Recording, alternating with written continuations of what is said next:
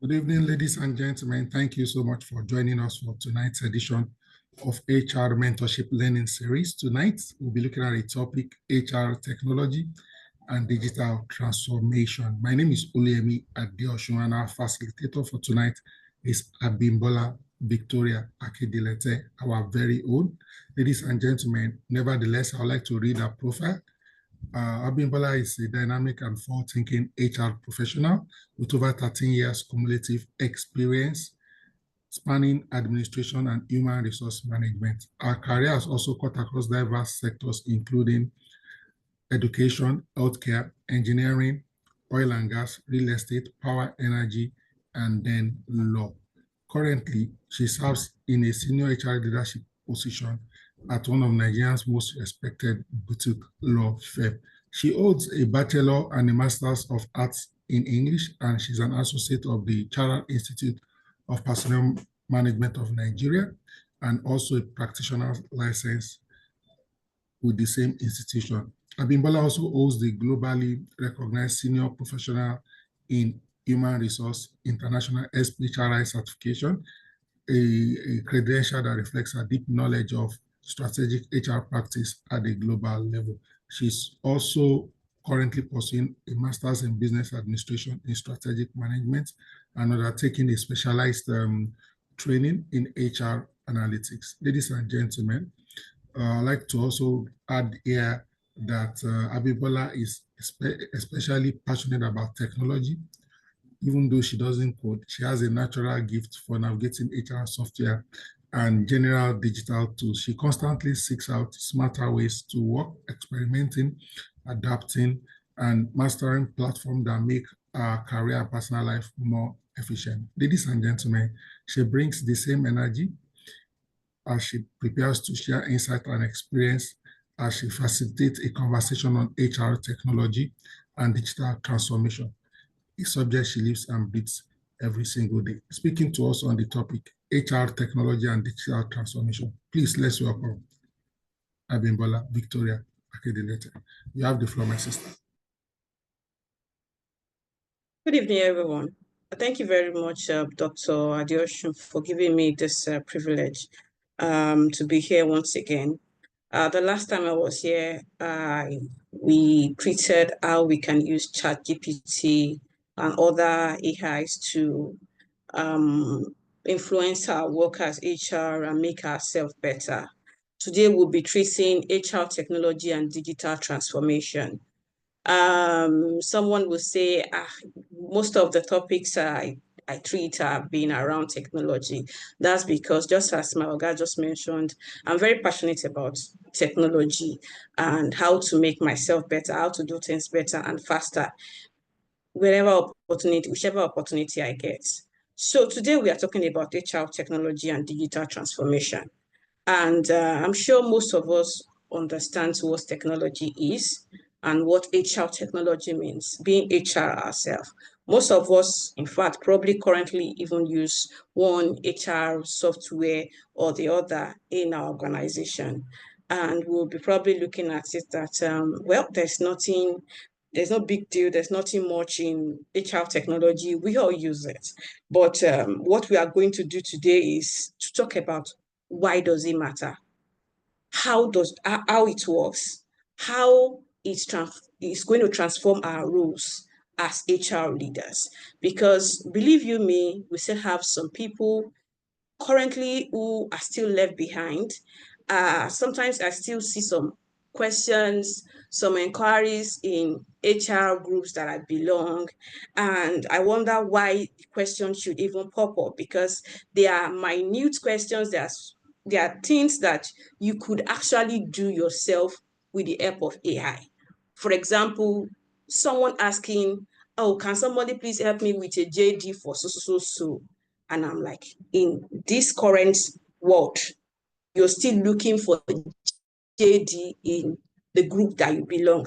Something that you will just sit down and you will just put your industry and the role and what you expect from the role, and you would get a draft, you get an AI to draft you a perfect JD that will that you can use for that recruitment. And then you're still spending 5 minutes, 10 minutes, sometimes even the whole day to be asking in groups that you belong to, can somebody help me with a JD? Sometimes you don't even get much answer because, well, everybody is busy out there with one thing or the other. So we are going to be talking about all of these things. We are going to be making sure that the people who are probably left behind, who are still like, I can use my pen and paper, the leave form I have is not failing me, why do I need to change? For people who belongs to the HR mentorship, if you look at the group that you currently belong to, you see that Dr. Adeosun posted something towards this evening about a CEO who has now made it mandatory in his organization that before you come to me and ask for one more employee or increase headcount, you must have made sure that that role you are requesting for a person for is something that AI cannot effectively handle.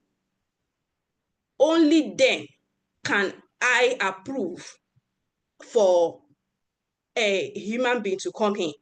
And it even goes further and by saying that one person, one employee that knows how to use technology very well, that knows how to use AI very well, would perform efficiently what probably 5 persons can perform.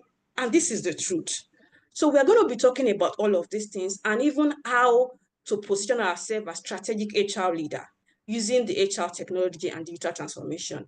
And then I'm also going to provide a bonus AI tools that I also currently use aside HR technologies that can help us. So let's quickly dive in.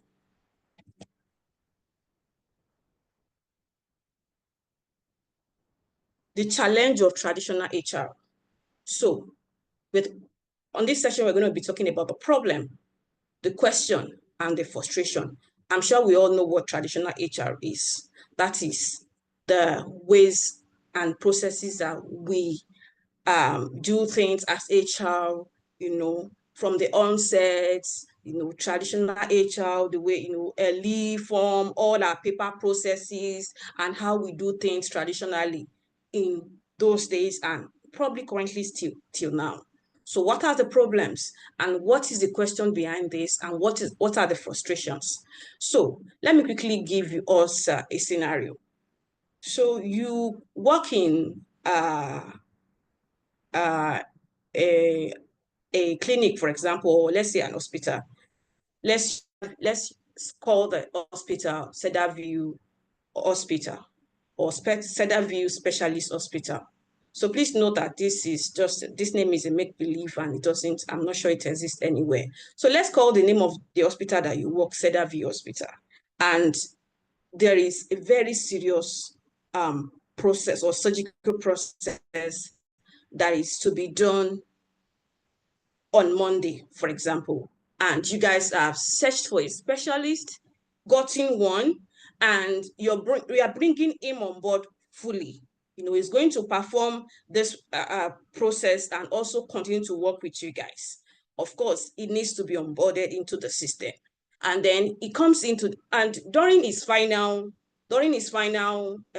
conversation with the CEO, of course, the CEO has already informed him that, when you come on board on Monday that you're going to come in, we're going to be having so and so process, and we need you to hit the ground running. This process is going to start by 12 noon. So between this time, our HR would have gotten you on board and provided everything that you need to hit the ground running. So this specialist came in on Monday. Is in the system. He had to first spend several minutes waiting at the front desk. The front desk is not even aware that a new staff is coming in.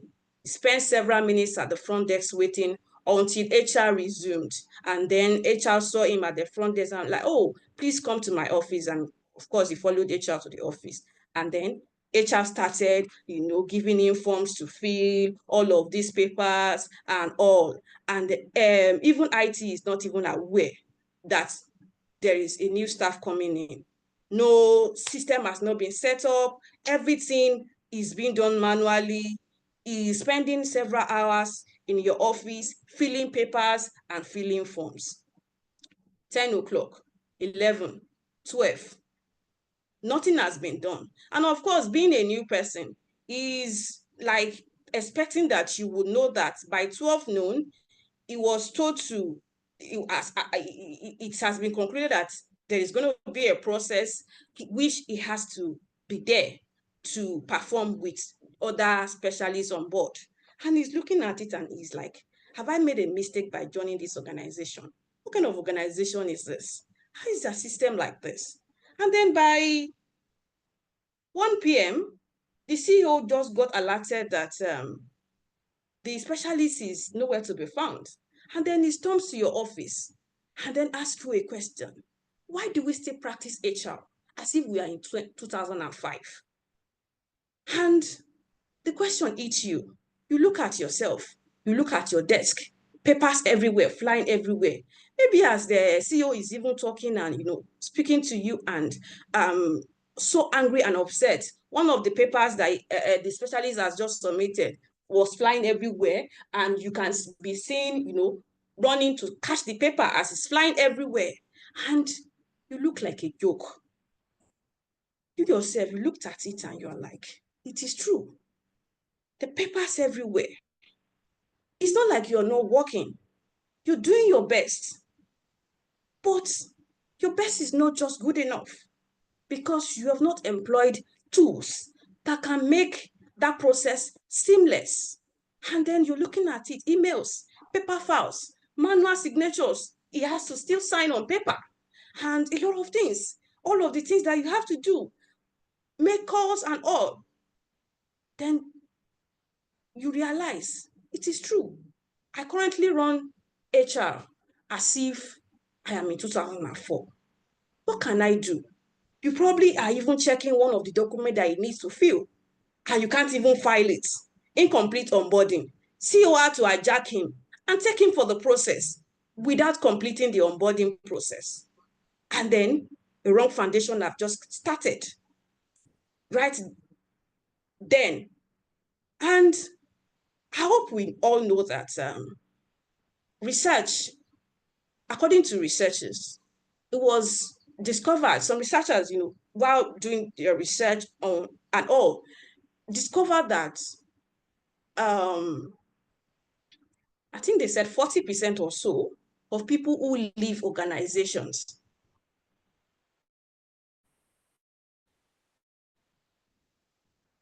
within their first year of joining the organization, most of them boarding process. The first impression was already wrong. The foundation has been laid wrongly, and it is going to affect how the person perceives the system. From then, I'm not sure there is anything that you can now do that can impress such specialists who has this kind of impression about your organization. So you're looking at it. What can I do? And then it dawned on you that you have to automate your process. You have to do things better. So that is HR technology. You are now thinking about it. We need to move CVs from just being in our drawers, losing some, keeping some, to digitalizing them, everything we need to go digital. For example, keeping CVs and keeping CVs, resumes and all in the drawer, looking for, okay, we have kept some CVs in the drawer, just discovered that, I think I have one applicant that has applied and submitted to you for this before, and you start searching, and you start searching. Instead of using applicant tracking system that could just help you track what you need, taking, paper appraisal forms and all from the manual process to automating them, making them become digital performance reviews, where at a click, managers can now review their employees' appraisal.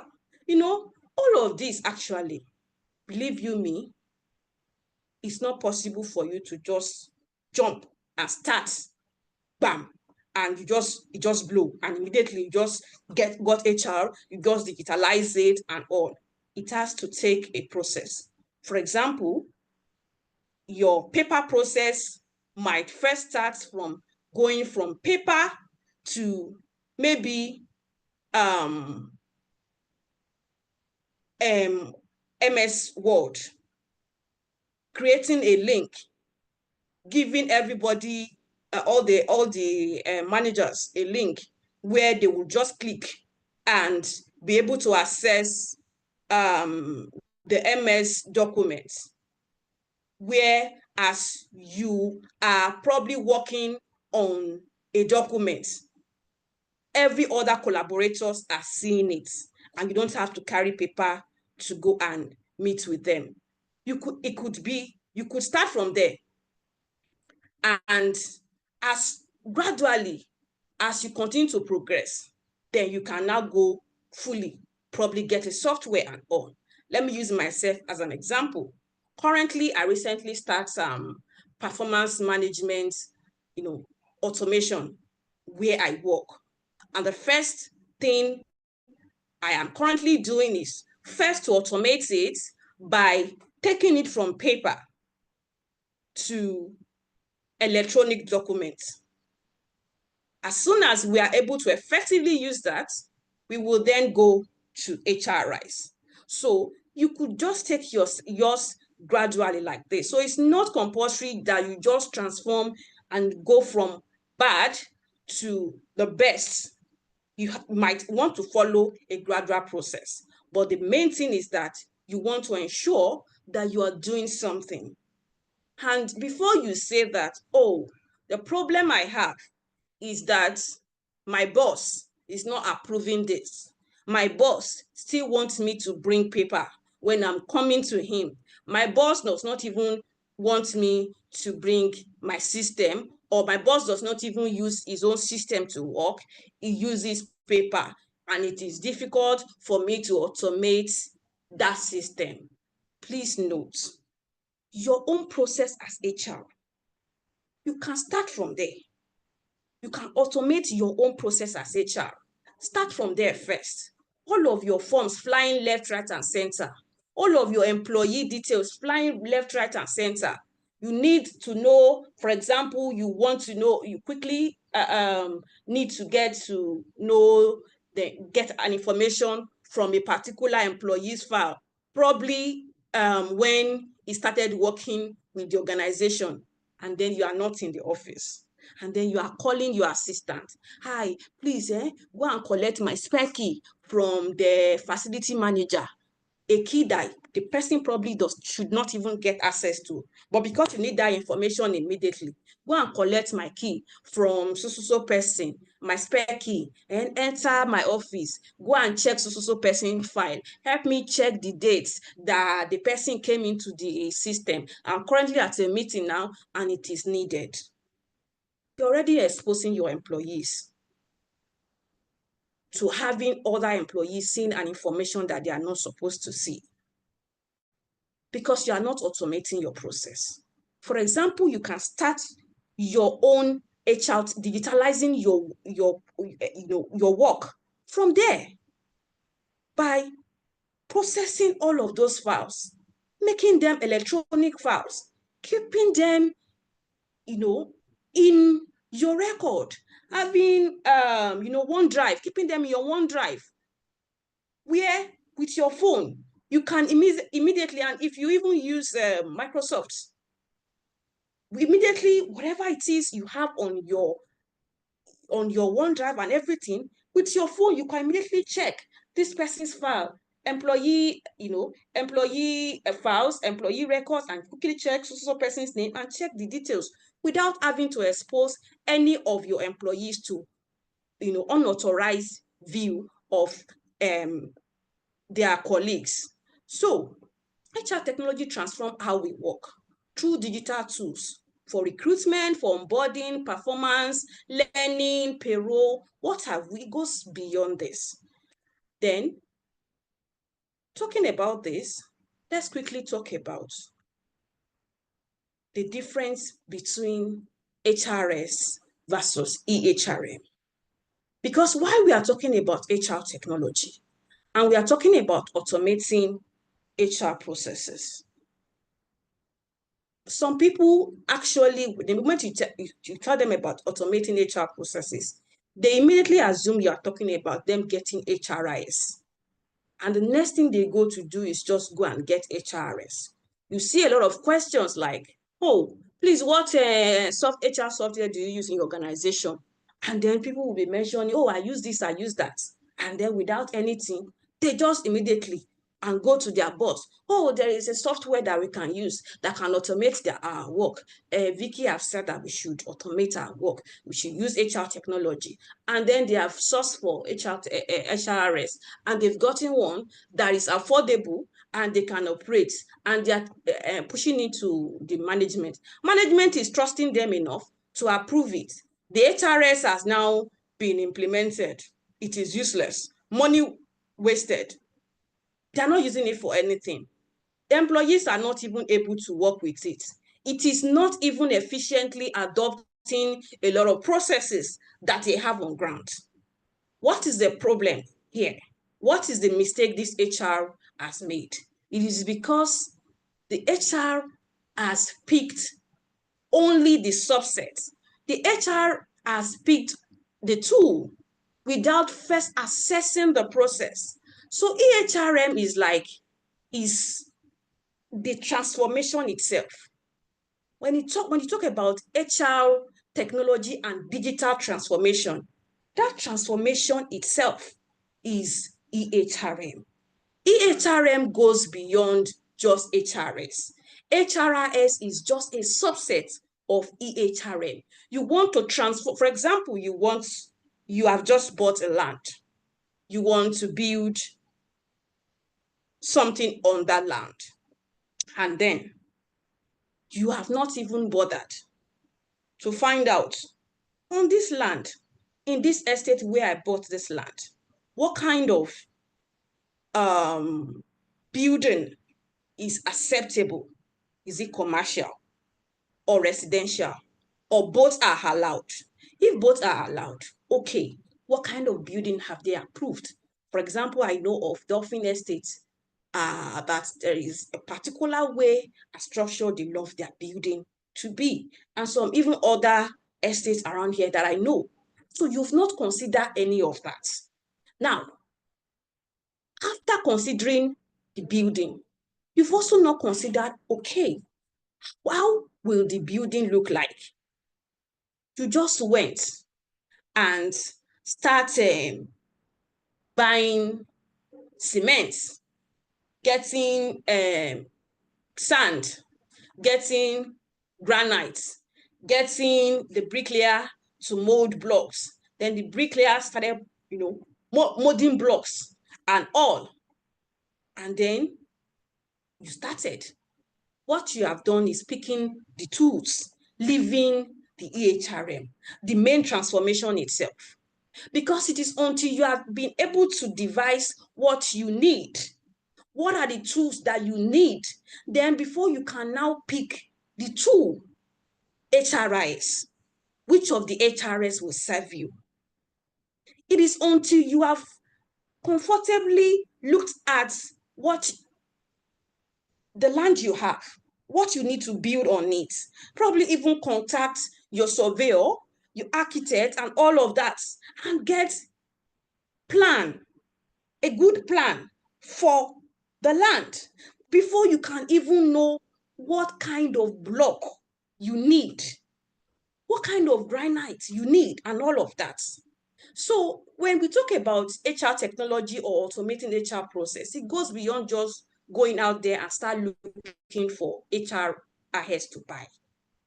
The transformation itself needs to start, and it starts with the EHRM. It is the EHRM that changes how HR interacts, with the automation, online access, and data analytics. the EHRM itself is the main deal.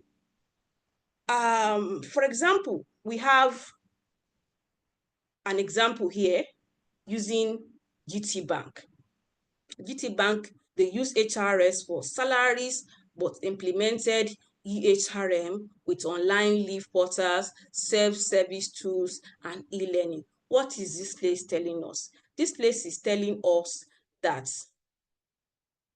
beyond HRIs, there are other things that you need, and that is called EHRM. All of that digital transformation process, all of the tools, for example, as against your physical seminar, webinar, and all, you might just decide to get an LMS, learning management system, where once an employee comes in and you want to probably make them go through a particular training, you just have them, go to the LMS and go, direct them to, their manager direct them to the particular course they are going to go for in the LMS, or self-service tools that helps them, that answers their question, their, their minor HR system questions that they might need from you, that you don't have to be the one to do everything, that they just go there and have self-service tools that answer all their questions, or probably online leave portals. So all of these processes of automation is HRM. Now, HRS is now the subset. And when we talk about HRS, please note that you don't just, we will still go to the strategic part of all of these things that we are talking about. Because you don't just pick HRIS, because Vicky told you that she uses that HRIS. This is what you are probably exposing your organization to when you just pick any HR software without considering the unique needs of your organization. Let me use myself as an example. I once worked with an organization where when I came in, the CEO, told me that we have this HR software. Please pardon my background. I think some churches decide to do drama. There's nothing I can do about it. So, my CEO told me that, there is this software that we have, and we bought it with actually, a good amount of money, but we have not been using it. It's very difficult to use. There are a lot of things that we want to automate and want to bring into the software, but we are not able to do that. We are looking at even being able to pay salaries through the system, but we have not been able to do that. Then I look at the system. The first problem I saw is they have not actually sat down to do their strategic planning, to know what they need, to be able to get the right tools for what they need. Somebody had just probably advertised the software to them, and they went for it without considering if it's able to meet their needs, if every system they have currently in place in the organization can be imbibed into this software, if it can also solve your future problems. You have a mission, you have a vision. You know where this organization is going to. You know how big you want to get. Can this HRS meet your needs by the time you become bigger than this? Or you would have to drop the HRIS and still go and get another one, thereby wasting organization money. Or probably you have not even considered the fact that by the time you guys become bigger than this, you guys have planned that you are going to have to outsource some processes, probably your payroll processes. You have planned to probably outsource some processes. Today, you got an HRS that will do all of these things. The following year, you guys, had to do some things, and the CEO, decide to achieve the bigger plans. More staff were hired. More people were brought on board. You guys went from probably 50 employees to 250 employees. CEO said, now we have to outsource this and this and that. You guys have to now condemn the HRIS and outsource. You guys will pay the organization that you are outsourcing to. You have also paid for the HRIS.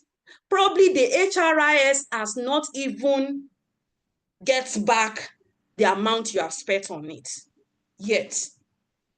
And this is a trail of HR just wasting money because HR is just picking based on, oh, what do you use in your organization and bring it on board? Oh, what this thing did you use in your organization and bringing it on board? It goes beyond this. So we are going to also talk about the strategic part of this. But before we talk about this, having understanding HRS versus EHRM and what each of these means and knowing the difference between the two, let's quickly talk about AI and automation in HR. AI and automation in HR. So before I go to AI and automation in HR, I quickly just want to ask you a question, and I'll be looking at the chat button. What is one HR process?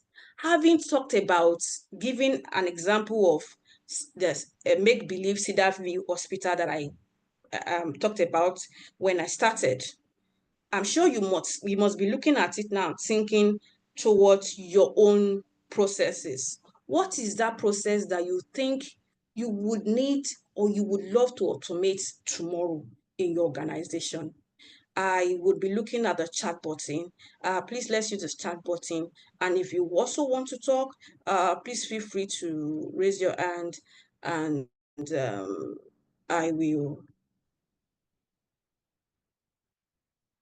have you unmuted and talk.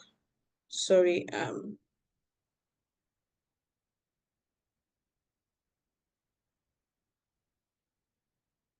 Okay. So do we have any contribution yet?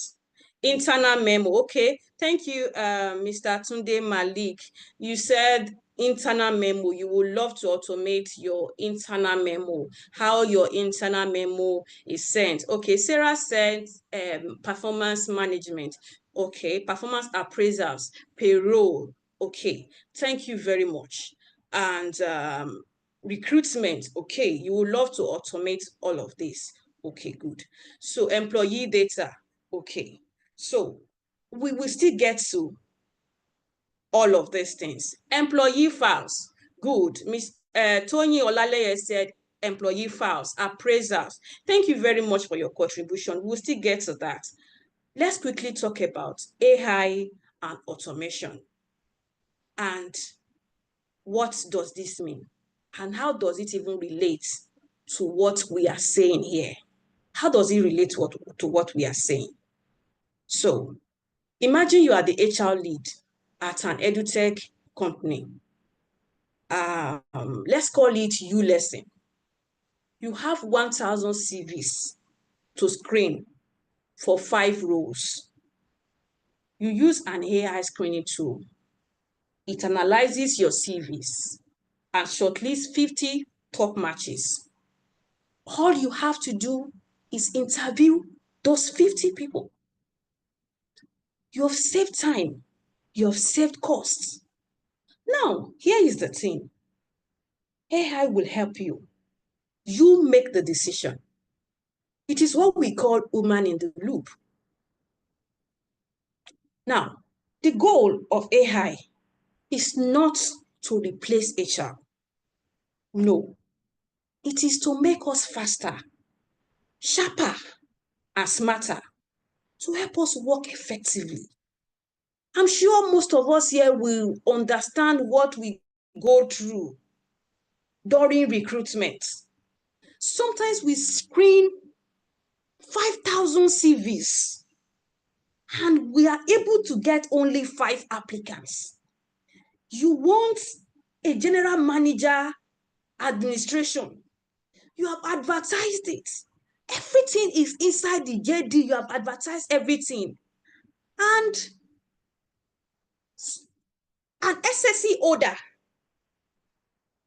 is applying, or somebody whose CV does not even match administration at all is applying and telling you, I can learn fast, or all those buzzwords that they normally use, fast learner, and all of those things. You have spent, you notice how long we spend on just recruitment alone, doing only recruitment, and we continue to battle with recruitment. Sometimes you even go as far as go to LinkedIn to poach. You do all of them, all of the poaching and all. At the end of the day, you probably go back to square one. And do you know that there are actually HR software now that have, have inbuilt, recruitment plan? I know I have used one before where all I had to do was just input everything that I need about that recruitment, about that role on the software. And I don't know how they do it. I don't know where they source from, but all I know is that while I was using that software, within 1 day or 2 days, I am seeing applicants. I am not just seeing applicants. I am seeing reports of those out of these applicants who have met the credentials or the criteria that I have provided in the JD, and those who did not meet it at all, or those who are just intermediate, who probably I may want to decide if I want to check them out or not. I'm seeing those 3 categories. I'm seeing them and I'm making my choices. It makes recruitment so seamless. It makes it so easy. You are working, but it looks like somebody else is there helping you to do your work, and all you have to do is just make decision. So automating your process using AI helps you to be able to face other things that you need to do, instead of spending months, weeks on recruitment. For example, you're doing something else while an AI is helping you, or probably an ATS, applicant tracking system, is helping you track the applicants, the applications that have been received. Instead of having people probably applying via emails, you probably just have them, give them the link straight to where they would apply, and the applicant tracking system will immediately, screen them and tell you which one is okay. I remember that LinkedIn also has something like that inbuilt, because I use LinkedIn to source for candidates a lot, and I would always have people who has met the criteria as I set, and the people who have not met it. In fact, they would there's a draft mail where the applicant that you automatically reject, where you could just, it would just be sent to them. I also remember that Indeed also have something like that, because I also have, I also use Indeed a lot of times. So automating AI and automation in HR, being able to automate your processes, screen your CVs, a lot, and it saves you time, help you to focus on only the qualified candidates. If, for example, out of the 1,000 CVs that you have received, you don't have anybody who qualifies for that role, your AI screening already tells you that nobody is qualified. And so you know what is the next thing to do. Instead of having, I'm sure all HRs, we all know how painful it is.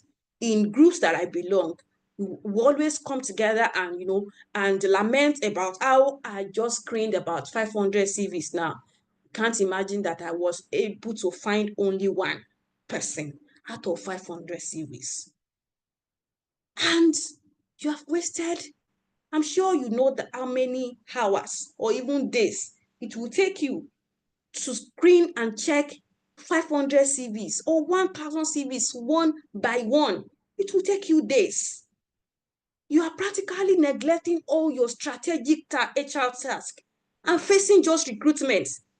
Recruitment that is only a transactional or traditional task that is not even part of your transformational task. And you are spending days on it. At the end of the day, after you are done with all of this, you are not able to pick one or two that you are confident with, that you can proceed with them. And then you are starting from the beginning and then coming back to the groups or platforms where you have posted the JD before to repost it so that people can reapply again, and you are starting again. 1 month, 2 months, 3 months, some of us are still on just one recruitment. Now, I understand the part where candidates, talent is scarce now, but that is a story for another day. The story for today is that you can automate your process with AI in a way that people would apply. You won't have to spend days, months, weeks on that process of screening CVs because somebody else is doing that for you. And the funniest thing and the most beautiful thing is that this somebody that is doing it for you is an AI, and this somebody is not taking the glory. You are taking the glory. He can't talk. He doesn't want to be out there. It's not like your HR assistant who probably after you've done the screening and all, probably you want to give it to, you can say, okay, I would hire an HR assistant. There's nothing else she's going to do than just screen CVs. That is beautiful. But between your HR assistant and AI is there ready to do whatever it is you want to do. Your assistant is there. You have to deal with people problem, having to be able to manage her, because at some point she also wants to be at the line, be at the forefront. If after the recruitment has been done and all, and CEO is say, oh, HR, thank you very much for this candidate that you brought in. This person has been performing excellently. And CEO did not mention HR assistant. HR assistant is angry that, but I was the one that sat down and analyzed all these CVs. So my Oga has just gone to CEO and taken all my glory and did not even mention to CEO that I was actually the one that screened all the CVs. AI is not doing that. AI does not know your CEO, does not know anything. AI is just that obedient servant that wants to give you everything that you need to excel. So by the time we are done with this particular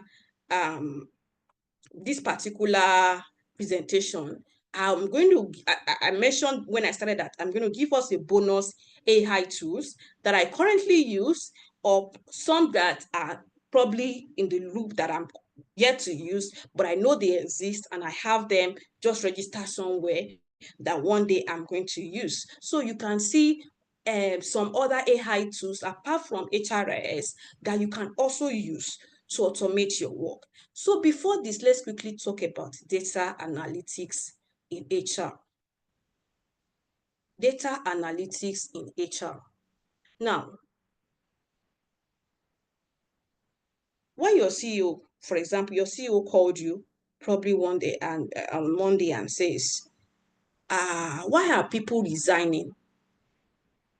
Probably you have a lot of people who have resigned in the first the first quarter of this year, and he called you and asked you, why are people resigning?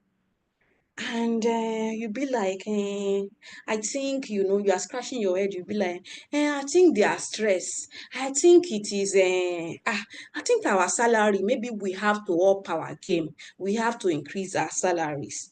And I think, I think you don't have any data to back it up.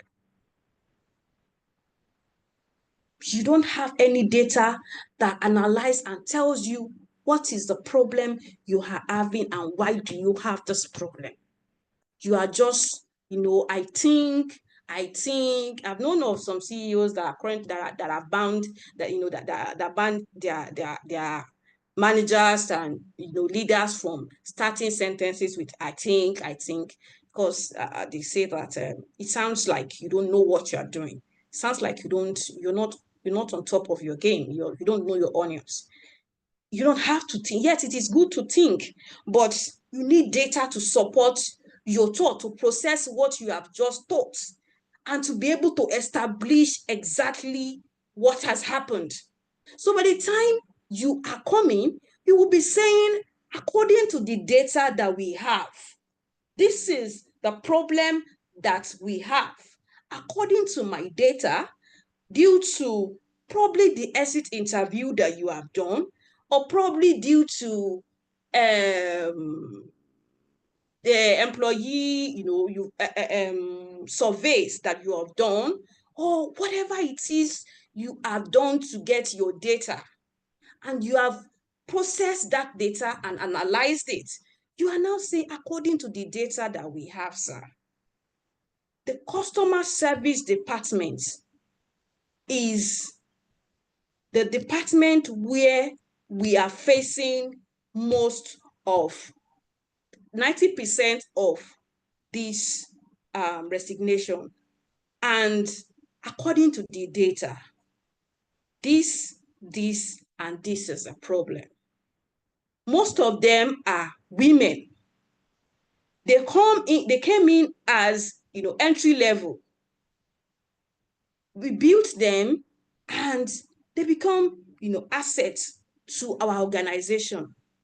But because we do not have a flexible system of operation, and they are ladies, we notice, according to the data we have, 50 out of 55 customer service officers that resigned after they got married. The remaining 5 resigned because of change of probably location change or whatever. So it means that we lose our customer service officers after they get married. It means that we may have to now put in place a lot of things that helps women that want to start a family to be able to understand that this organization supports my family life, my work-life balance. Probably we want to put in place crèche. Probably we want to put in place flexible work hours. Probably we want to even put in place hybrid system, or we want to put in place remote work. Whatever it is we want to do, our data will tell us what our problem is. So that is what all of the abracadabra that you are seeing on the screen right now: descriptive, predictive, and prescriptive. Descriptive is asking us what exactly happened, and that is the example that I just mentioned, when your CEO is asking you why people are resigning. What exactly happened? That is what descriptive is asking you. That's descriptive data analytics.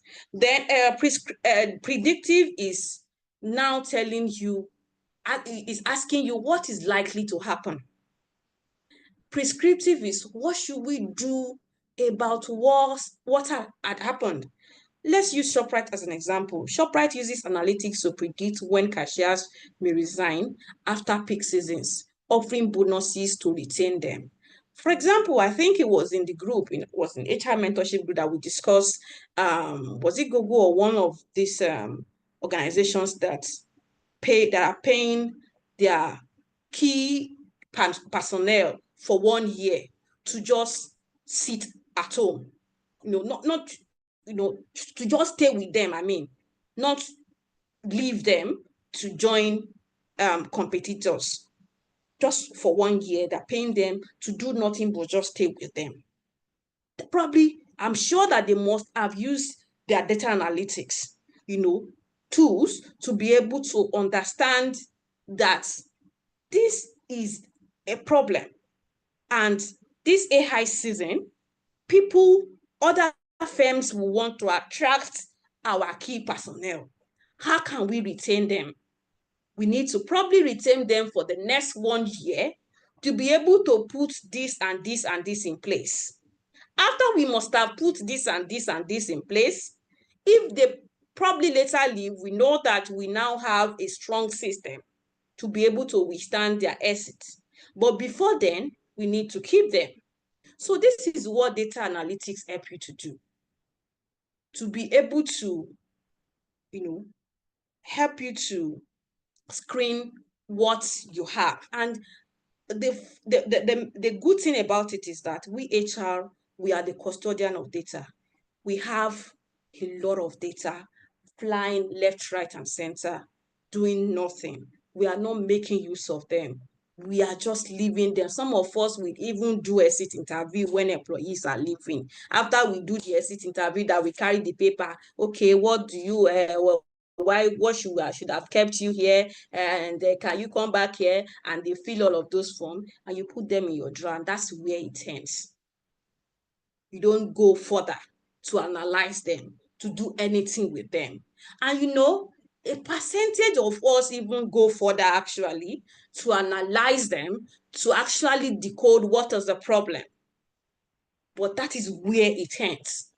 Only, I think, according to a research done, we're told that it was only just 5% out of all. I think it was Deloitte that did the research or so.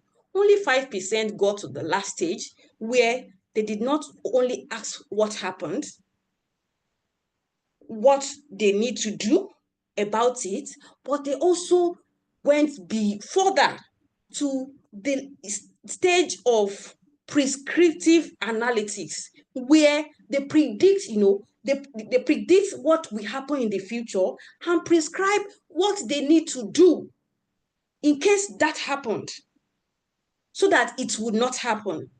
All of these AI automation, data analytics that I'm mentioning are still your digital transformation process. So let's move further to employee experience in the digital age. Employee experience in the digital age. I'm sure we currently know that we have the Gen Zs, we have even the Gen Alphas now in the system, and all of them.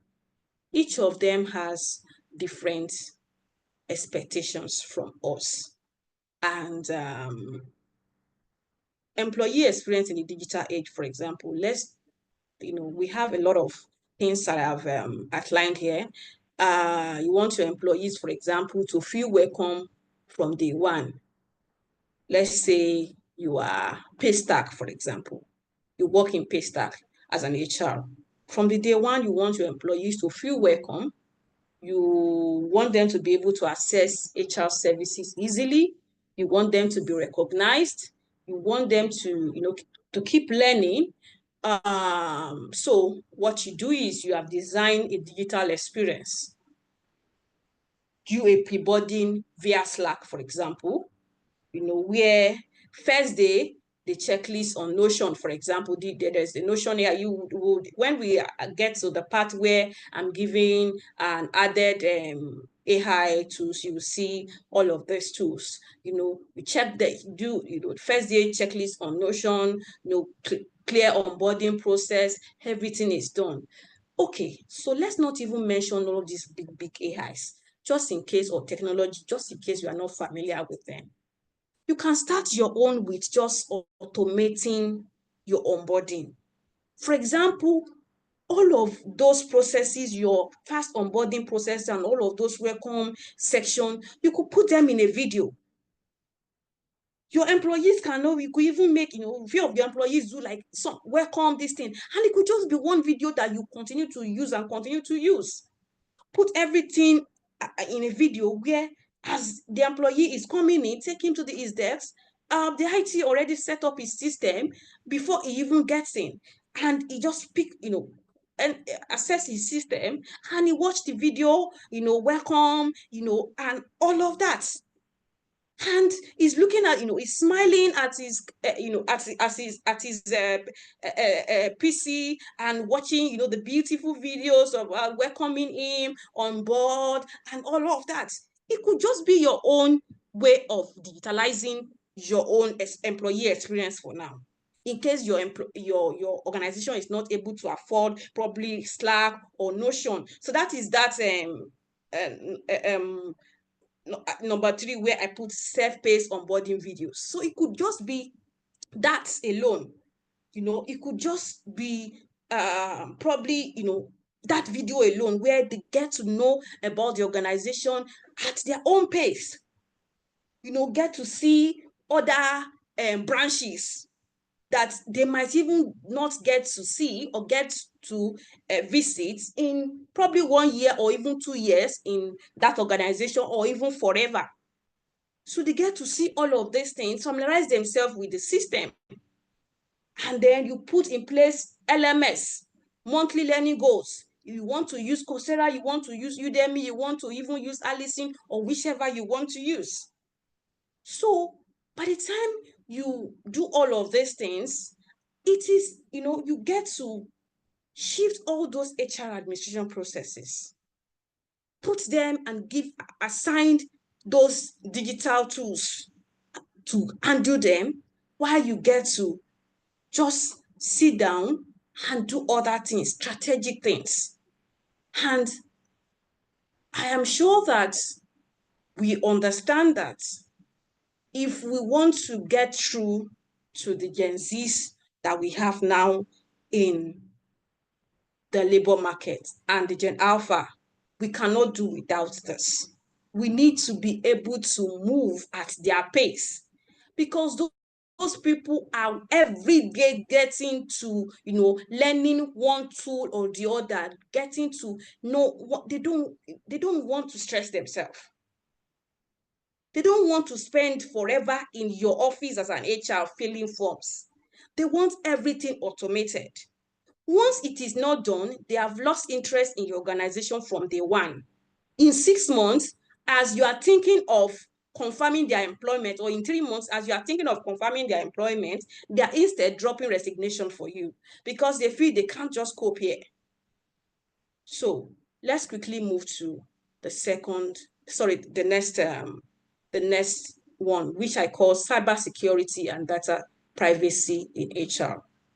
So we have talked about data analytics. I mentioned that we are suppository of data. We have a lot of data in our system, in our custody, that we manage, that we can analyze, and helps us to identify the problems that we are having in our organization to be able to solve them.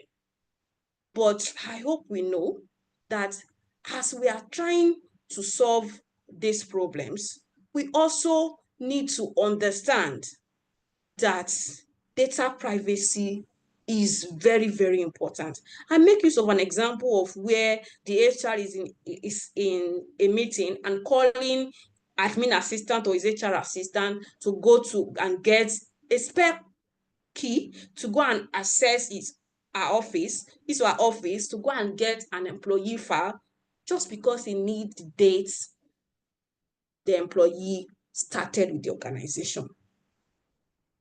Probably the HR assistant get there, picked the file, look for what they ask him or her to look for, and even go further to check the employee's offer letter, saw how much he or she was offered, coming into the organization. And he's looking at it like, now, wow, so Okpe is currently earning 2.5 million naira. Look at it, oh. And Okpe has just 5 years experience. They are doing cheating in this office, oh. And here is Collins, who has 10 years of experience. Look at it. Collins is earning 500K. I am going to tell Collins. Collins need to know what this organization have done wrong, How can you be paying Ope that has 5 years of experience, 2.5 million naira, and you are paying Collins 500K? And then rumors start going up and down. And then before you know it, the office is in chaos. Everywhere, chaos.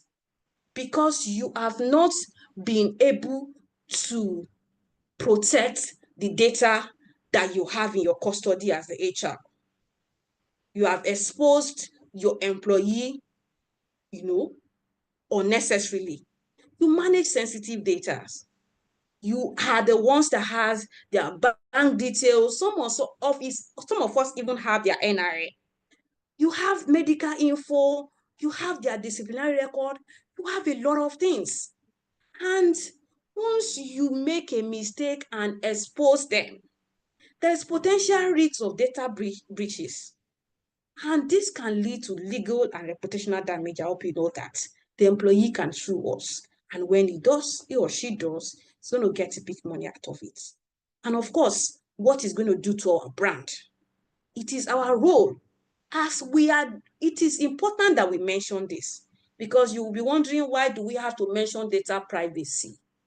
Because as you are getting HRIS, as you are getting a learning management system, for example, some learning management system will be asking for the employee's email, employee's phone number, and all. Some HRS would, in fact, most HRS, you put their date of birth, you put a lot of information about your employee. So it is important that you know how to protect the data. There are some data that you would have to, put probably two-factor authentication, that there are some people who should have access to this data. Let's take, for example, you are at an hotel and you came for a conference. I hope you know that the fact that you have paid for that conference does not mean that you can just go and enter any room in that hotel. You would not even have access. You don't have access key. And even if they give you an access code or a key, that access code can only access the conference room that you have paid for. If you use the access key, you will not be able to use it to access the room, for example. Rooms, for example, and all other places or environments that you did not pay for.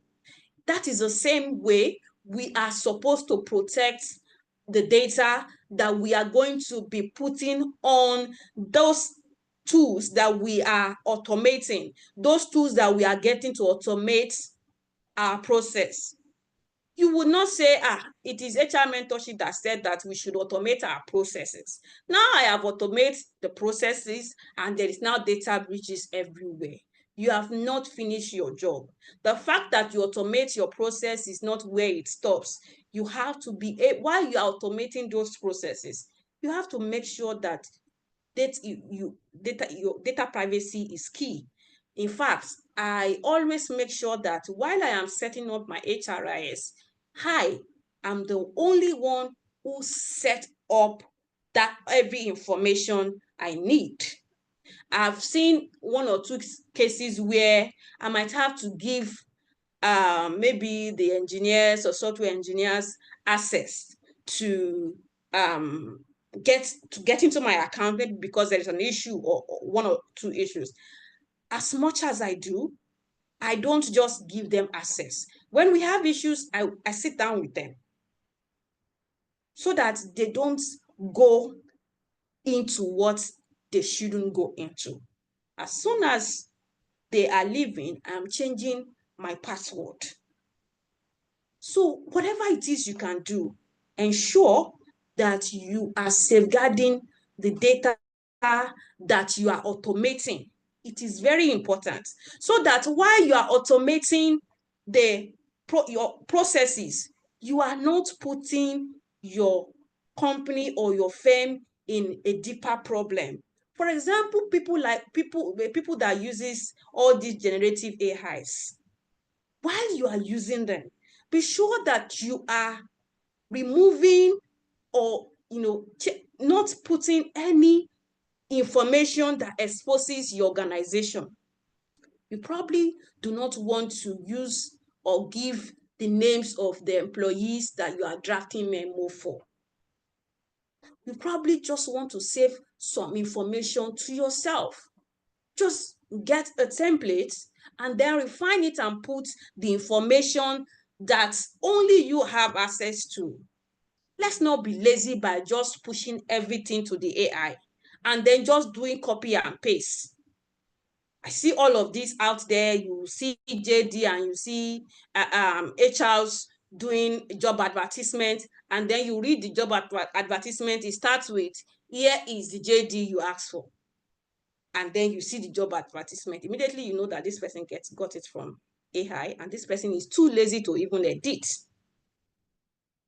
And so you immediately know that this kind of HR will not even be able to protect his or her employee or organization from data breaches, because you are even too lazy to edit what you got from AI.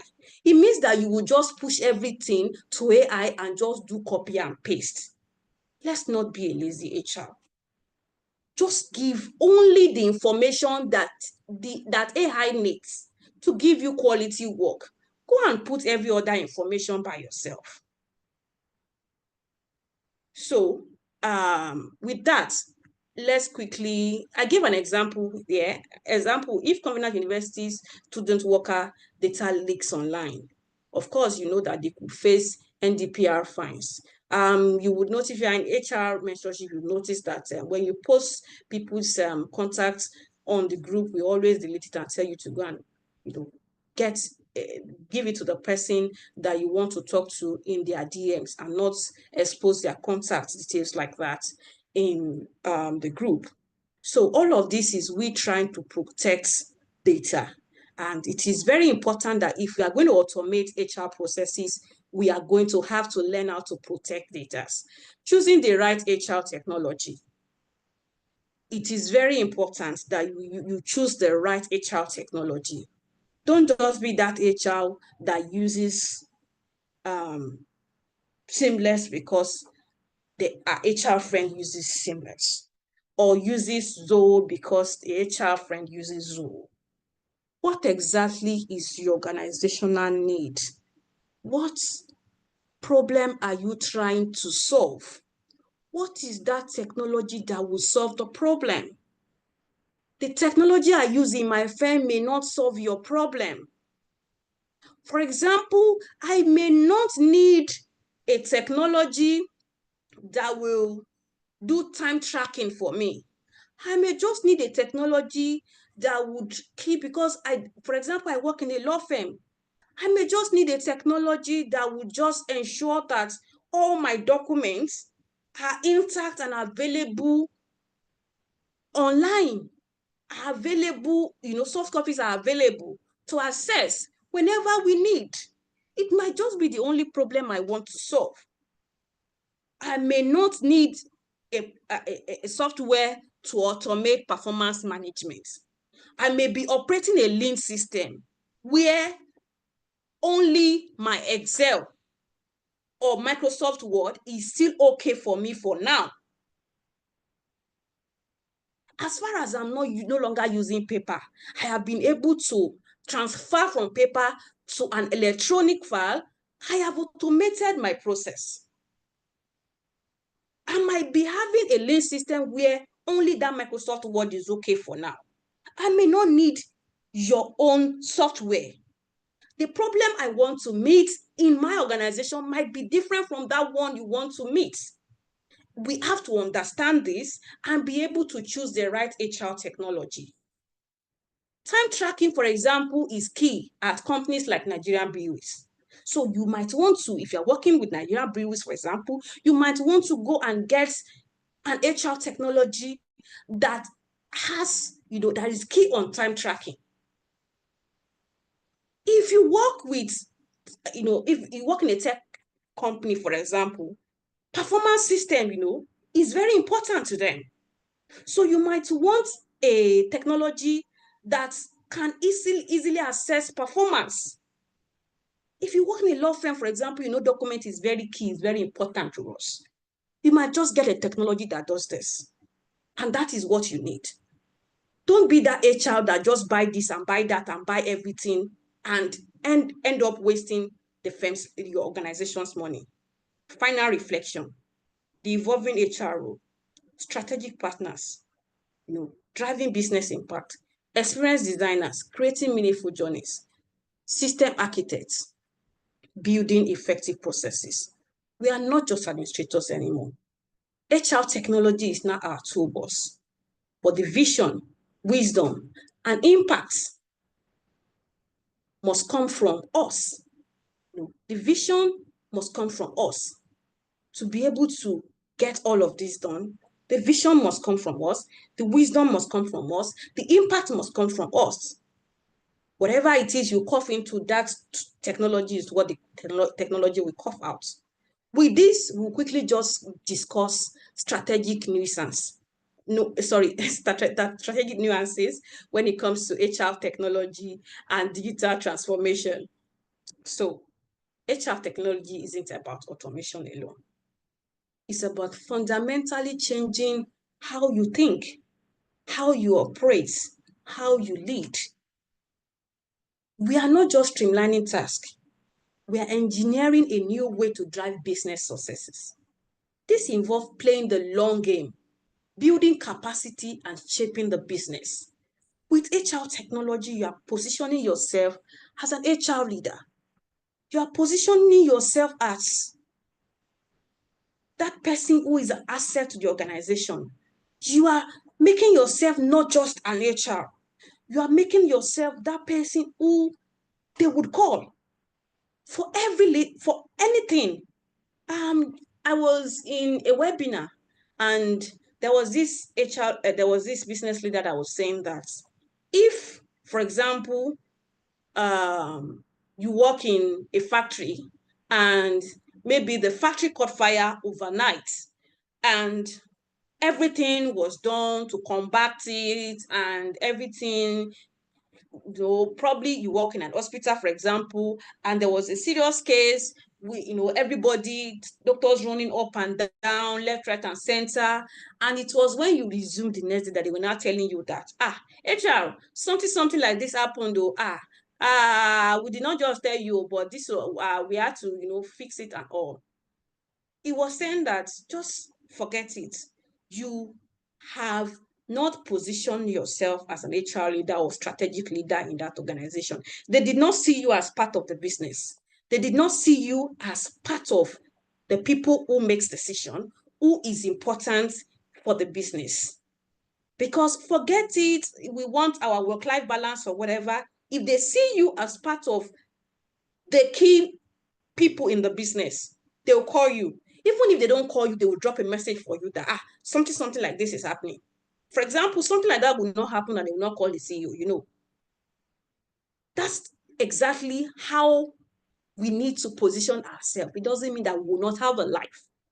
But the truth be told, if you want to be the strategic partner they call, you might not have 100% of that, your work-life balance. You might have to sacrifice some things. And using HR technology help you to position yourself, to be able to position yourself as, hey, I am not just one person you could just wave off. I am a key decision maker in this organization. Let's use this scenario. There are two managers, Manager A, approves leaves, runs payroll, file appraisals, and all. Then Manager B, we can see from the picture there, Manager B, builds dashboard, uses data, probably even uses ordinary Excel to build dashboard, or probably even uses Power BI, and all, uses data to reduce turnover, automate learning, advises leadership, and all. So when they have problems that they need people who has data, who can back it up with data, who can make key decisions, or who are always on their toes, can quickly produce results at a very short time, they are calling Manager B. When they need people to carry paper and file, they are calling manager. Hey, between you and me, if you are the CEO, who will you likely promote between manager A and manager B? Will you go and promote manager A truly? If you are a CEO in that business, you would want to produce manager B because manager B produces more results. And do you know that manager A actively works, should I say, physically works more than manager B? But it is not about you working, it is not about manager A works harder, but manager B works smarter, has even gone beyond being smart, has automated his work processes.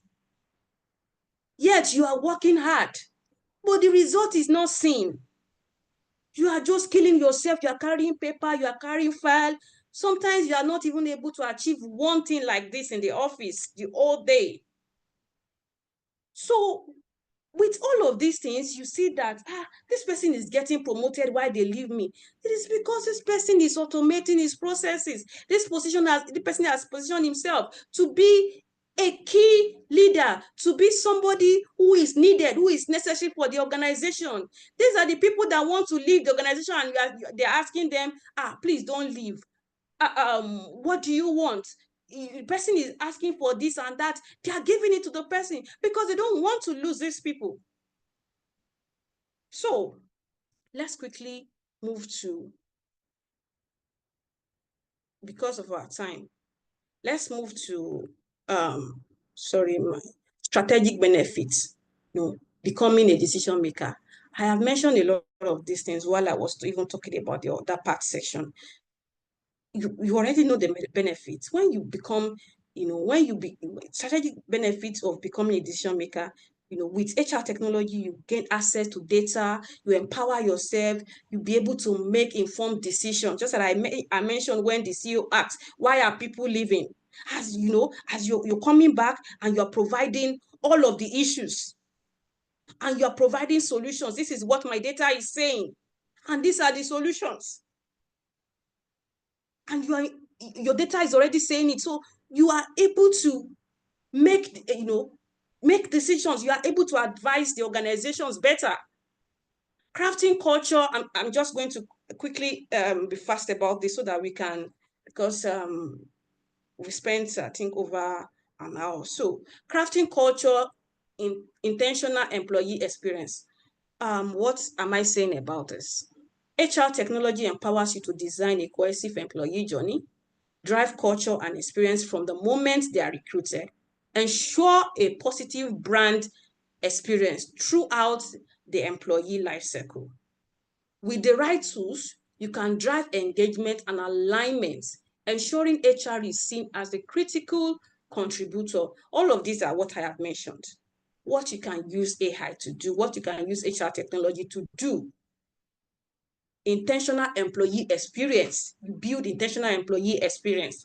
Experiences that, they know that you put, you did this for them. You have them at heart. Just like I mentioned, when an employee comes on board and is watching, those videos of probably the CEOs, he doesn't even need to get to see the CEOs physically. And then he was watching a video of the CEO welcoming him on board, and he's smiling at, they even did a video for me. They even, did a special welcome package and all of that. Intentional employee experience. All of these are something that you can help, that HR technology can help you, AI can help you to build. That they are seeing it and they are seeing the intentionality behind it.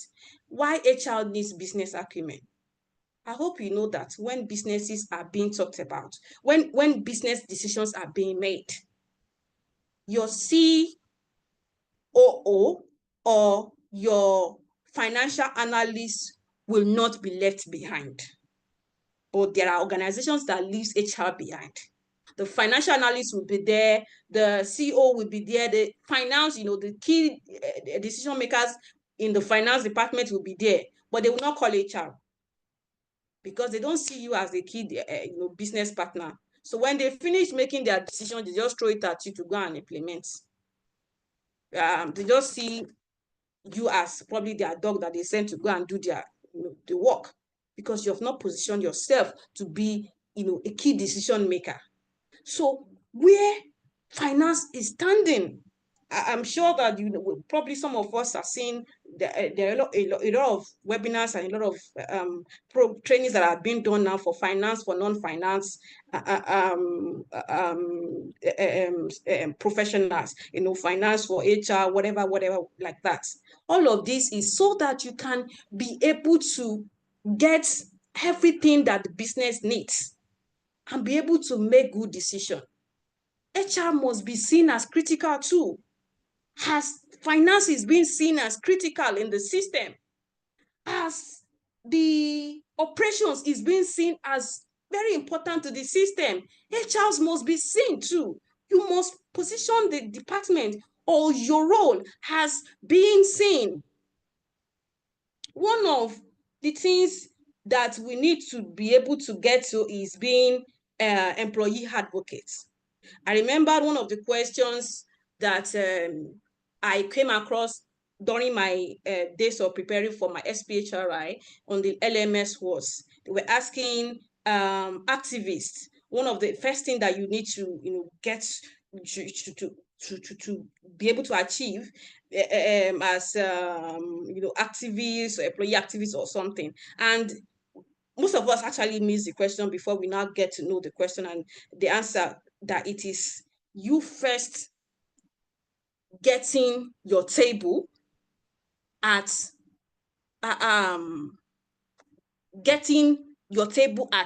leadership. You need to first of all get there first. Advocate for yourself. You need to position your first to get there. It is when you get there that you can advocate. If you are not being called when decisions are being made, you cannot be called an activist, because you are not even there when they are making decisions. And this HR technology and HR tools are what you need to be able to get there. That is when your CEOs is thinking about a problem and is calling you that, I know that when I call this person will be able to help and give insight and provide data. So this is where we would wrap this up. I will wrap it up with a short assignment, and I will be looking at the chat button. The assignment is audit your HR task. It will take just 5 minutes. List manual HR tasks that you have currently. The things that you currently do manually, we have done that already. By when I ask what are the processes that we want to automate. Now, the next question is now, what are the current tools or software that you use for this? What are the tools that you now think you can use to automate this process? So by the time you have done this, go back to your office on Monday. Pick just one. Don't compound yourself up. Don't confuse yourself with having to deal with 3 or 4 problems at the same time. If it is just, somebody mentioned in the chat button that manual recruitment is very important. If it is just recruitment that you want to automate, that recruitment matter, Ishola said that recruitment matter, it is story for one full day. Good. So if it's just that recruitment matter that you want to deal with, start from there. You have been doing recruitment manually. Now you know that there is 8 years, there are a lot of ways that you can actually help yourself to not spend days or weeks checking CVs. You know you can now use applicant tracking system.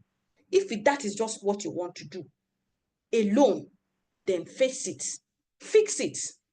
After you are done with that, you can now move to performance management, but fix it one by one. By the time you are leaving that organization, they are able to count 1, 2, 3, and 4 processes that you have automated and you have made the system better. So this assignment is what you will take with you to your organization and go and automate. Some of us have mentioned a lot of them. Recruitment, recruitment, performance management, payroll, employee files. See that employee files only. It is, in fact, that's the simplest of your problem, because you don't even need much to automate your employee files.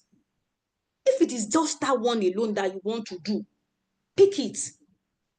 Start by scanning those files. Save them. At least you can start with your current employee and leave those ones that are left for now. Start by doing it one by one. If you are lucky, for example, for people like us that has a typing pool, a typing and photocopy pool separately, then you are even more lucky. So get that process done, and don't forget data processing. As I mentioned, typing pool now, I just remembered again that if you have to automate your employee files, you might have to do it yourself. Don't carry it to typing pool. It's just, as I mentioned it now, I remember that there is a data privacy part, which some of the information other eyes must not see it apart from yourself. So even if it is that employee files alone, Toyin Olaleye, start from there. Start by scanning them. Have them at your beck and call. Upload them to your OneDrive file. Start from there. I remember that one thing I always do when I'm doing a new organization is I always have my backup system, where in case you're not giving me a good backup system, because if you have a manual processes, I don't care. Once I come in, I want to automate all of the process that will make my own work easier. If you are carrying your paper, I want to carry my own system. If it is just that employee files alone that you can achieve, Toyin, you know that you have done something. So start from there. Start picking each of these things one by one. Just the tools. What are the tools that you need? Even if it is just Excel alone that you need. Performance management, for example, now. Even if you have to start with Excel, I have just used myself an example now that I have started my own with MS Word online. Now, my employees, no matter where they are in the world, they don't have any excuse, because it is a link that they will just click on and they will just input their performance tracker. So if it's not compulsory for it to be a very expensive software, start from what you have on your system first. So that's the first assignment that I have. And there's another assignment that we would do together, and then we will end this. It is a mini case study, the onboarding disaster. Healthbridge Hospital hires 12 nurses and 3 consultants. Onboarding is chaotic, late ID cards and payroll errors. HR is swamped and IT is only informed late. What are the risks? What parts could be digitalized? What's your first HR technical intervention if you were employed in Healthbridge Hospital and you met this problem on ground? Let's look at this together. And this is the last we are going to be doing. Before we go to I'll quickly just show us some AI tools and quickly glance through them, and we end it for today. All of these documents are with Dr. Oluyemi Adeosun. You probably might want to ask him after the class, when you are during the question and answer section, for if it will be provided for you. So let's quickly deal with this problem. We have this problem on our screen right now. Please, let's quickly deal with this. I want to be looking at the chat button now. Or if you want to talk, you can just raise your hand and I will call you. You have been employed by Healthbridge Hospital. And Healthbridge Hospital hires 12 nurses and 3 consultants. Onboarding is very chaotic. Late ID cards, payrolls, everything late. HR is swamped. HR is carrying paper. HR is in dilemma. IT is only informed late that employees are coming in. What are the risks involved in this scenario? What part of this process needs to be digitalized? And what is your first HR tech intervention if you are employed by Earthbridge. Do we have any answer yet?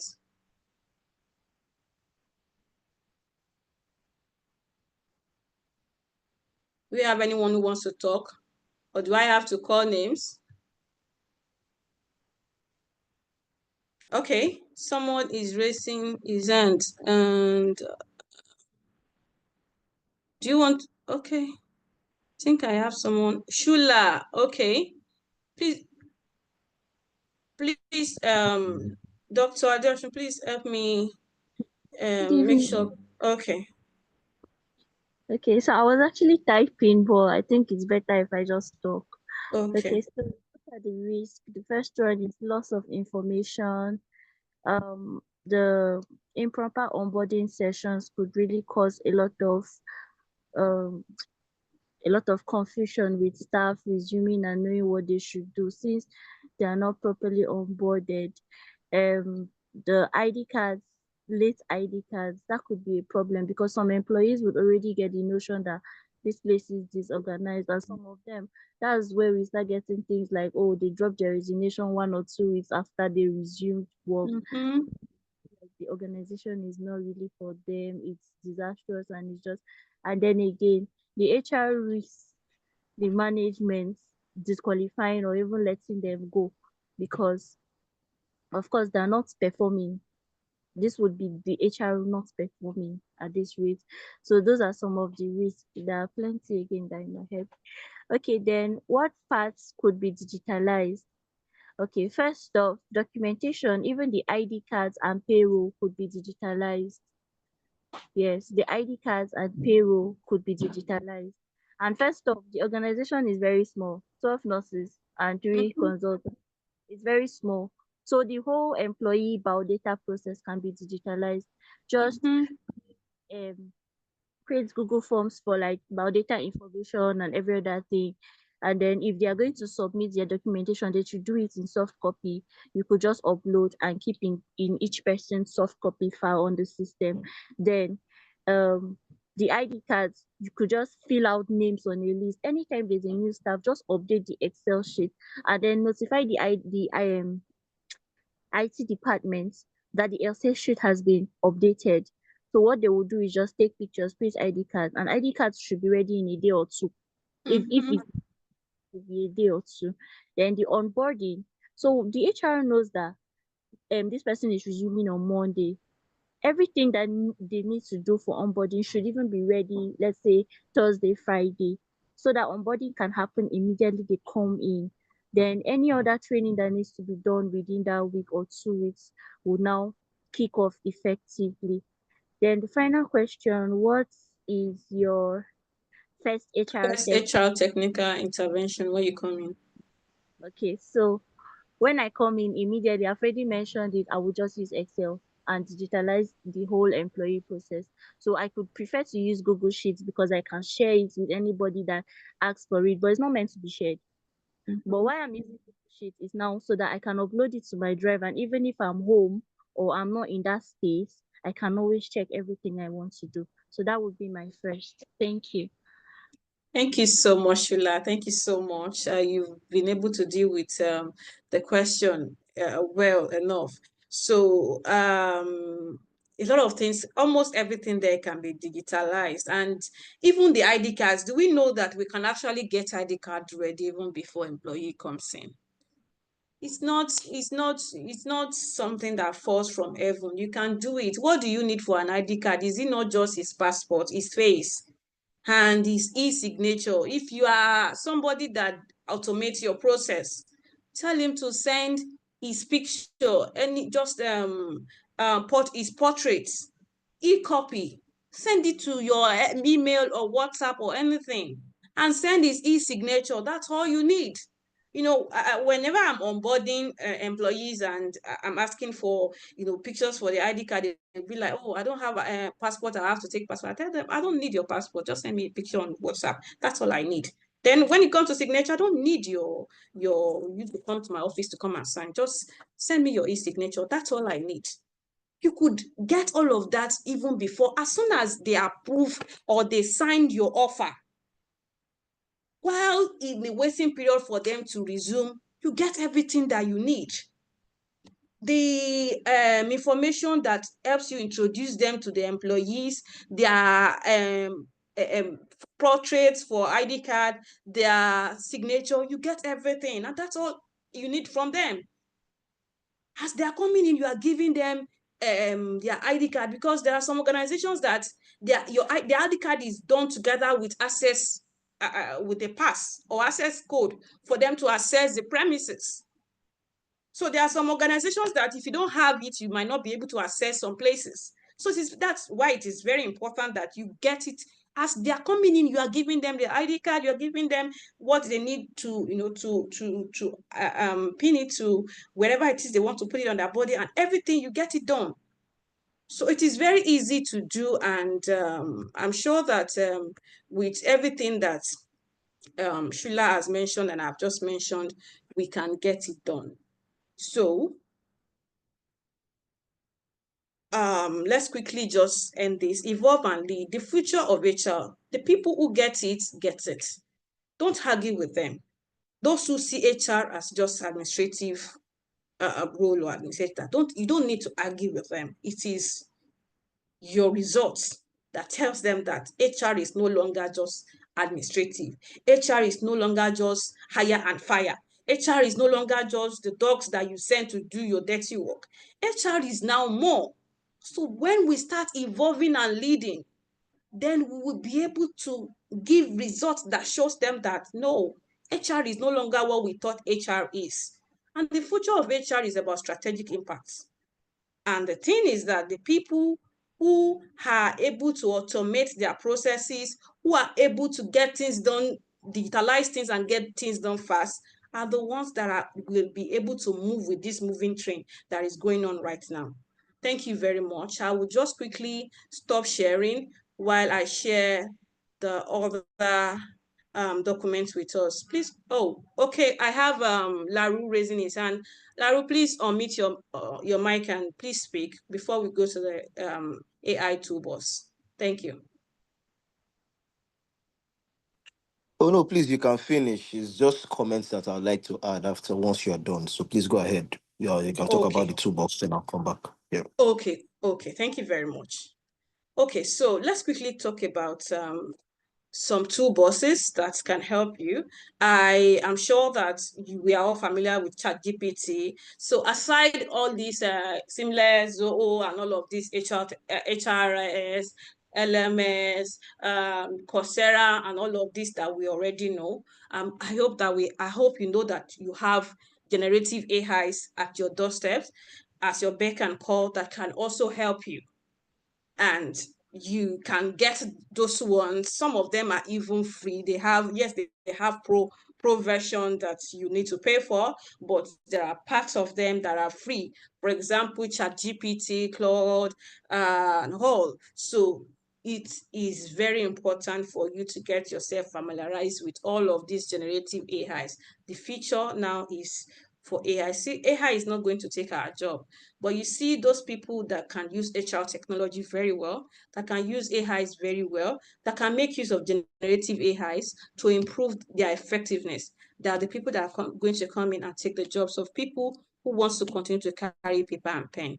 And this is a reality that we cannot run away from. ChatGPT, you already know ChatGPT and what it could do. Claude also works as ChatGPT. It is also ideal for long form writing, does the same thing that ChatGPT does. And then we have Perplexity AI. Now, Perplexity AI is kind of different from ChatGPT and Claude. It works in a way that it will provide you real-time link and source for that information that he has given to you. Unless you are using the improved version of ChatGPT, you might not get links or sources of where it got its information from. Same with Claude. But Perplexity is not giving you just answer. It's giving you the links to where all those information are gotten from, so that you can go there and even read further. Then we have Notion AI. Notion AI is you use it for writing onboarding checklists, SOPs, and a whole lot of that. So with Notion AI, you would have to, include it into your team. So you have to bring on board your team. And then we have Replica. This is how Replica works. Replica works like a replication of yourself. That's from Replica, So when you sign into that AI, you will be given a replica. And your replica is like a replication of yourself, helping you, assisting you, and giving you information. It's more, should I call it cordial than other ChatGPT, because it's talking to you like a friend. Is communicating with, it wants to know you first, it asks for your name. You would even have to give your replica a name. You have to give your replica a name, so it discusses with you, asks for a lot of information about yourself to be able to know you better. Once it knows you better, it starts giving you answers to your info, everything that you need. So the first thing you do on replica is you create a replica. All of these things are very easy. Just type ChatGPT online, you get it. Replica, as you see the REPLIKA, type it and you get it. Or you want more information, you can also send me a DM. There's also Poe.com. It works exactly as ChatGPT. So the reason why we need all of this backup is for people like us that are not using paid version of ChatGPT. There are sometimes that ChatGPT will not answer us, or probably there will be a downtime or something. When you can lay your hands on a lot of other tools, it helps you to be able to work efficiently. There's also Meta AI now on WhatsApp. And of course, there is the almighty Google Gemini. So then the writing, editing, and documentation tools that I currently use, of course, I use Grammarly. Grammarly is even on my system. It's one of the software that I download on any system that I use. So as I'm writing, it's giving me corrections, correcting my grammar error and a lot of things. Copy AI, it helps you to do job ads, engagement campaigns, and a lot of things like that. There's Stability, that write and track OKRs, HR initiatives, and departmental goals for you. Stability is very, very key in that. But you might just have to pay to be able to get good information or good use of this Stability. There is, of course, Magic Write from Canva, and there is Beautiful AI that helps you to, write, it helps you to do presentations, decks, HR strategy training, and, executive briefings and all. So we also have one that does what Beautiful AI does. I think that should be Gamma Hub, yes. So we have Canva AI, we have Flare AI, we have Free PKI Generator, we have Synthesia, we have Deep Brain AI, we have Midjourney, we have Gamma Hub, we have Slidebean, we have Dectopus, we have Tome, and we have Beautiful AI. All of this helps you to do just one thing: design and create content.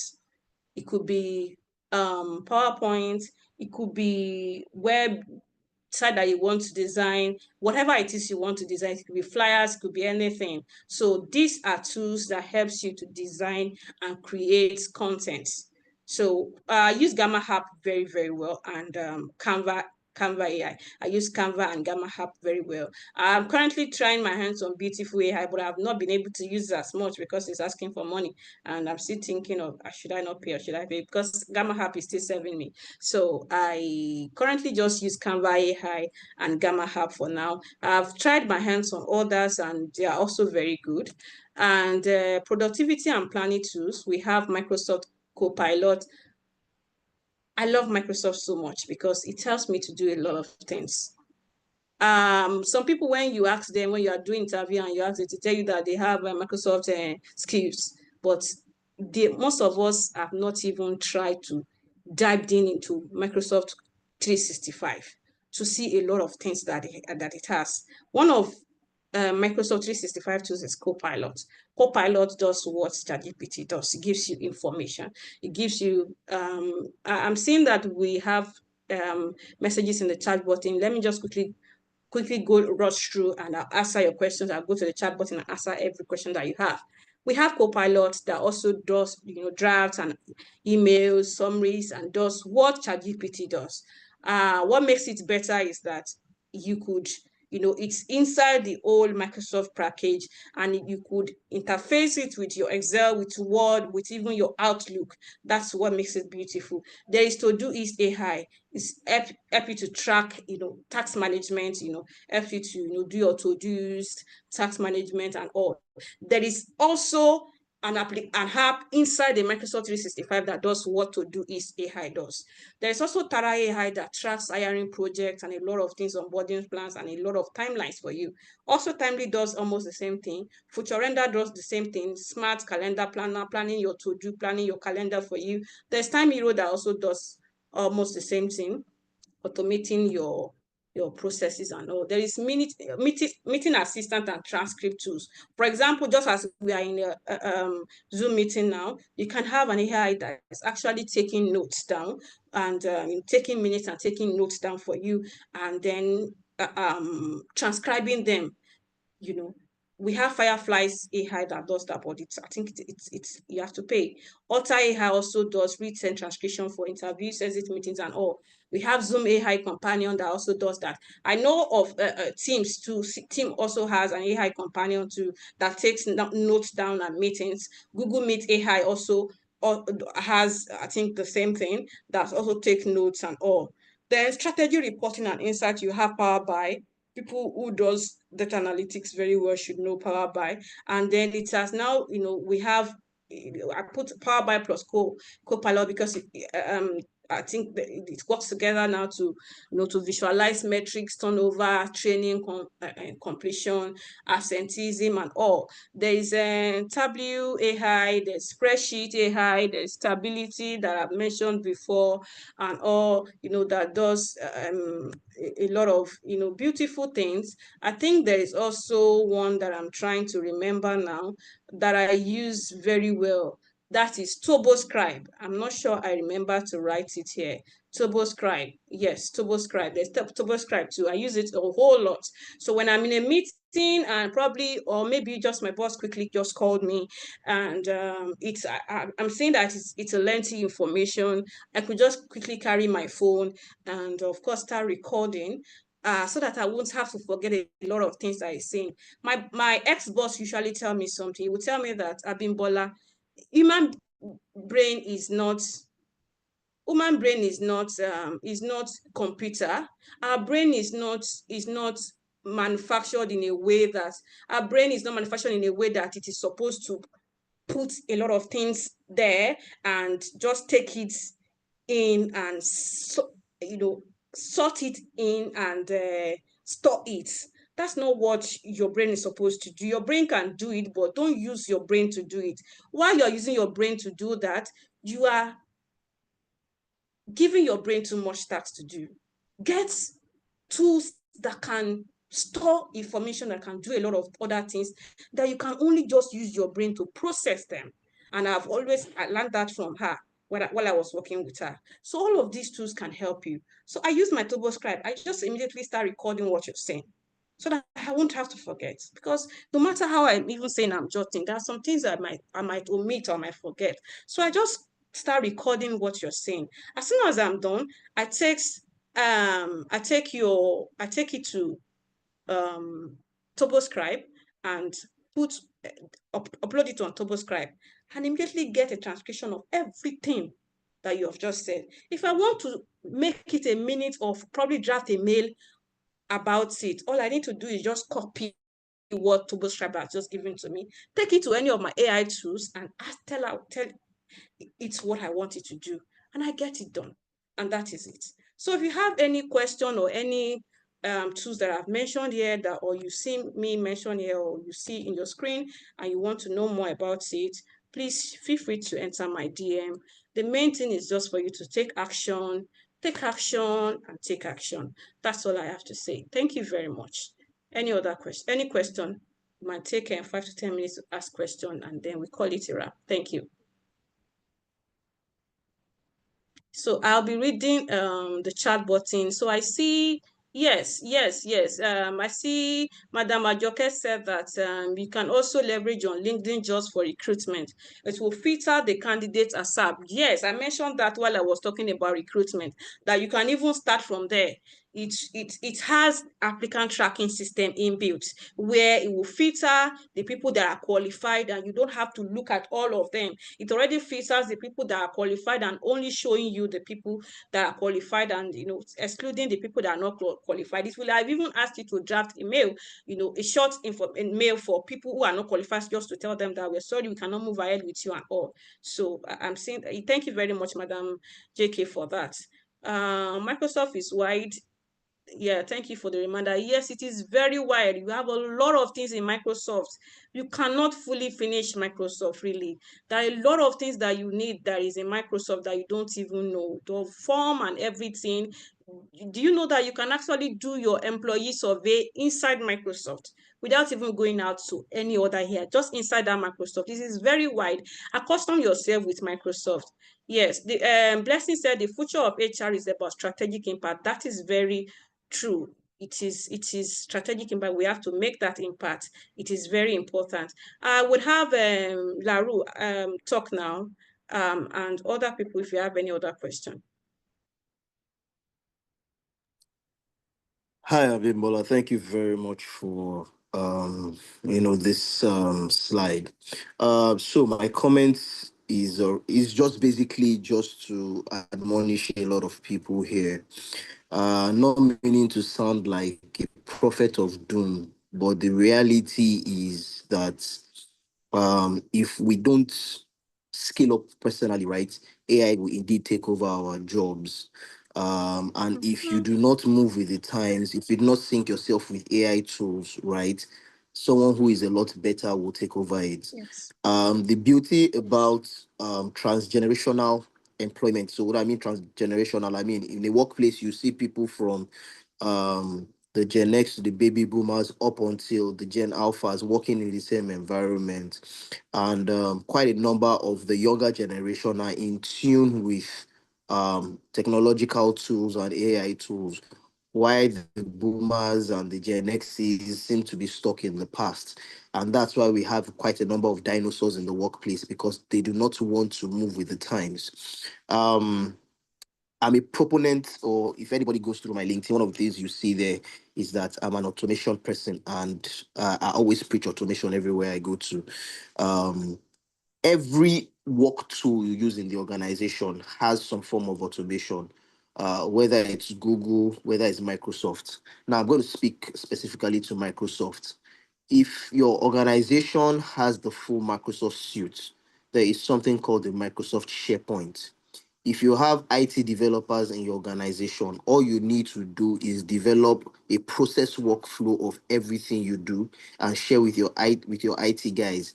They would use SharePoint to automate all your functions, because not all organizations have the money to buy software, the Seamless HRs, the whatever names you want to call, whatever things you use for your all of process, them. your Zoho, even payroll software, right?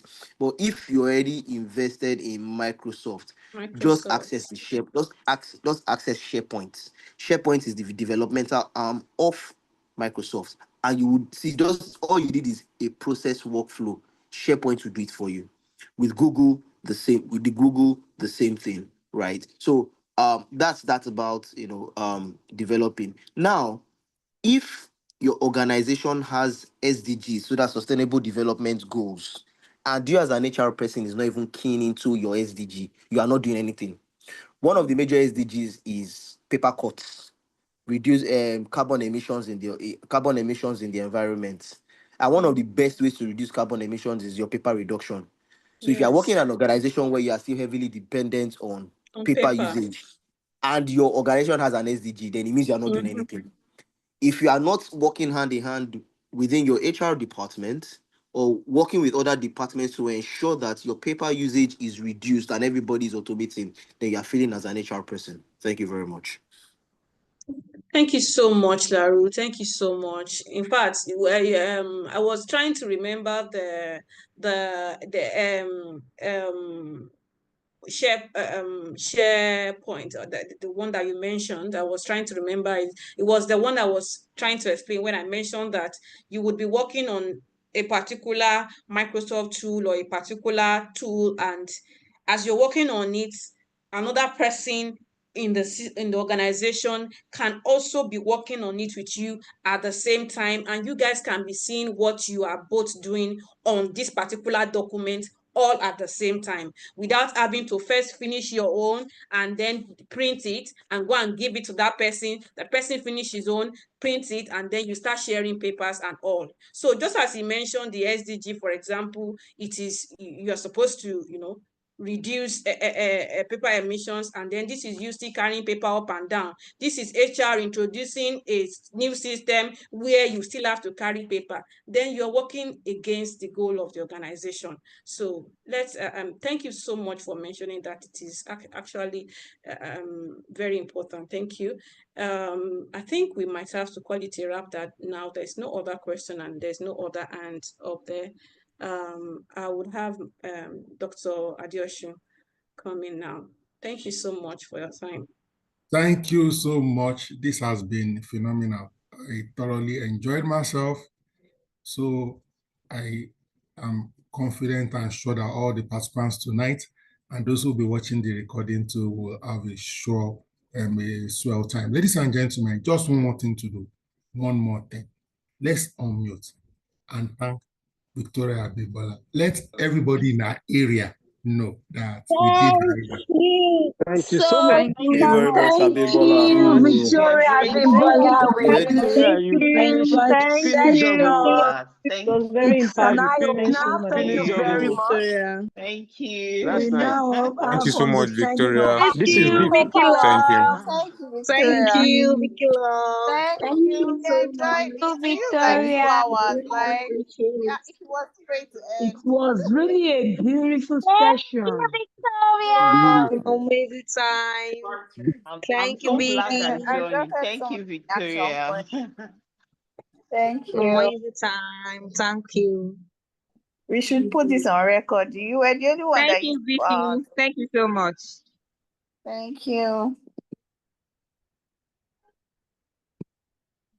Good night.